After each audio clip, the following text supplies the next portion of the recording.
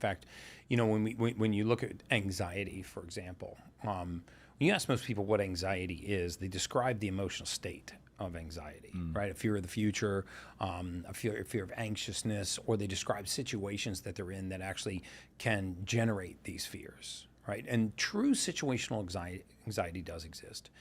But if you want to prove that anxiety is coming from your physiology and not from your outside emotion, you got to ask yourself these 3 questions, or ask somebody that you know that's suffering from anxiety these 3 questions.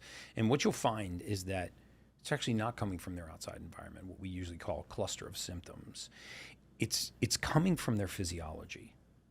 And if you don't address the physiological root, then all you're left with are coping mechanisms, right? And the majority of what's available to people with anxiety are coping mechanisms, right? Diazepam, zolpidem nitrate, Valium, Xanax, therapy, counseling, which I am not poo-pooing by any stretch. I think people that get counseling or therapy, actually, it's a sign of strength, not a sign of weakness.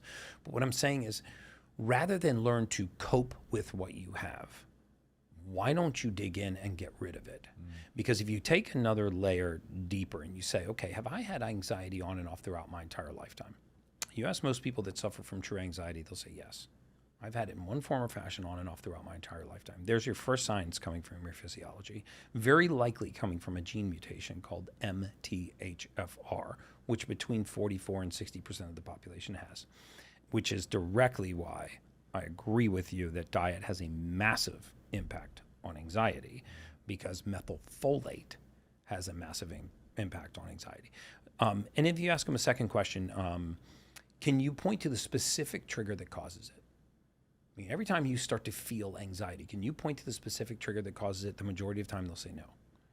And the third question is, well, if you've ever tried anti-anxiety medications, have they worked? And most of the time they'll say, no, it just makes me feel like a zombie. There's a dead indication that is coming from your physiology. So now if we take it another step deeper and we say, well, then what is it in my physiology that is causing me to feel this way? Well, there's a category of neurotransmitters in your brain and other areas of your body that's called catecholamines. And catecholamines are fight or flight neurotransmitters, right? Norepinephrine, epinephrine, dopamine, ephedrine, which we also call adrenaline. So these are fight or flight neurotransmitters. And understand that the brain, as sophisticated as we'd like to think it is, it's actually not. The brain is actually very primal. What the brain cares about is the brain cares about survival. And so if you, for example, drove home tonight and you got out of your car and somebody was standing in front of you with a knife, okay, that's a very real fear. Your pupils would dilate, your heart rate would increase, your extremities would flood with blood. You would start having a fight or flight response, which is a flood of catecholamines into the brain. And this could save your life, right? You're instantly prepared to fight or flight. Your field of vision widens. Your hearing gets more acute, which is why people that suffer from anxiety also don't like a lot of bright lights. They usually don't like loud music. They don't like a lot of stuff going on, a lot of sensory input, right? Because catecholamines heighten that awareness state. You can actually pick these catecholamines up in the urine of people that are having anxiety. Urinary catecholamines are directly related to the state of anxiety. So, first of all, we know that catecholamines are released into the brain, but what if I wasn't driving home and getting out of my car and having somebody stand in front of me with a knife? What if I was just laying in my bed here in Los Angeles, and we're pretty far up the hill here. It's pretty nasty, windy drive getting here. And you started thinking about getting eaten by a shark. So you're laying in your bed here at the top of this hill, and you start thinking about getting eaten by a shark. The chances of a shark getting out of that Pacific Ocean and making it up that, even if it got an Uber, making it up that road into your bed and biting you are zero. Have you not seen Sharknado, Gary? Can we really say it's zero? Is it? I said are almost zero. I'll grant you. Because you never know that, maybe the sharks in out in California can call an Uber. I don't know. Shark Cooper. Oh God, no. Let's not try comedy on here. I'll stick to science. My point is that you're in a very real, visceral, threatening situation, somebody in front of you with a knife, and you're in an entirely perceived, imagined situation laying in your bed thinking about getting eaten by a shark, but you can have the exact same response.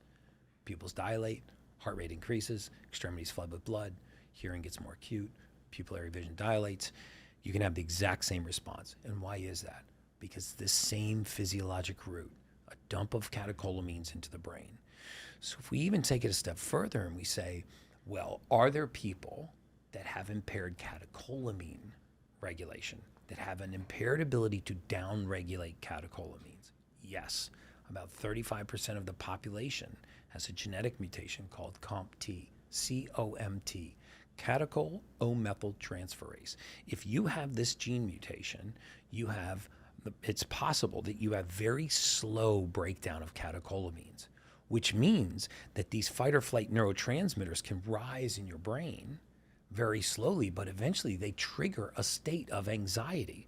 You're not actually fearing, you're not having a feeling of anxiety, you're having a feeling of heightened catecholamines in the brain. And the same thing happens when these people lay down to go to sleep at night, right? People that suffer from this type of gene mutation will lay down and go to bed at night, and as their environment quiets, their mind will wake up. And they'll tell you, I'm body tired, but I'm mind awake. I just lay there and I think about the most innocuous little thoughts, like nothing that couldn't wait till the next day.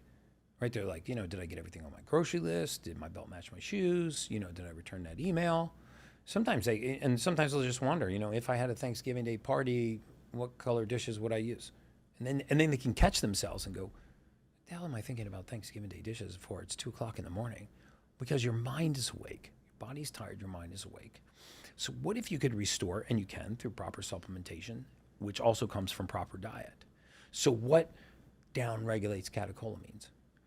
Things like the proper B vitamin balance, methylfolate, a complex of B vitamins, specifically the types of B vitamins that are found naturally in nature, like hydroxycobalamin, methylcobalamin, and adenosylcobalamin. Those things that are found in green leafy vegetables, grass-fed meats, eggs, and cruciferous vegetables. Those have high amounts of folate, B vitamins, very bioavailable forms, and so now the body has the raw material to break down catecholamines, which is why diet can affect the incidence of anxiety. It's why some people can take certain methylated vitamins and their anxiety goes into permanent or semi-permanent remission. They go, holy shit, I didn't think it could be that easy.